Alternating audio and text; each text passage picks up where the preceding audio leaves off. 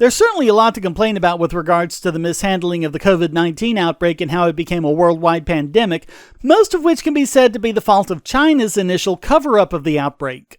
But the WHO failed at what is the very core of their purpose, the very reason for their existence. It was established in 1948 specifically for the purpose of monitoring health risks to the public and coordinating responses to health emergencies. If anything, this outbreak was pretty much tailor-made for them. So, to put it bluntly, what the hell, man? They denied the threat even existed. They put out questionable guidance. They're still advising people not to wear face masks. And most notably, they whitewashed China's mishandling of it when this could have been nipped in the bud. In fact, they've been praising China. For example, they applauded them for releasing the coronavirus genome when they actually stonewalled doing that for 17 days. They were denying even the possibility of human-to-human transmission until late January when Chinese doctors knew better.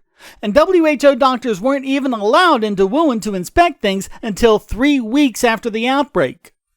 And the WHO praises China for their openness. Unbelievable. In fact, their Director General said on February 15th, China took action at the epicenter, and that helped prevent the spread to other provinces and the rest of the world. Who wants to bet he's feeling a little bit silly now? Their Executive Director also said on February 28th, as China has shown, this does not need to be a pandemic if we take action.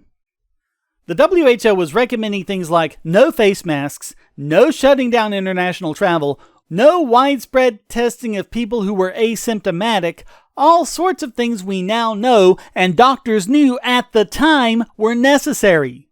One country that ignored what the WHO recommended was Taiwan, and they have one of the lowest rates of COVID-19 infections per capita. Taiwan, by the way, was denied membership in the WHO in 2015, and the organization refuses to acknowledge their independence, which brings us right back around to their brown-nosing of China.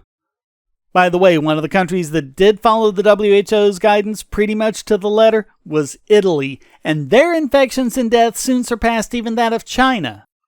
But is the WHO firmly in the back pocket of China?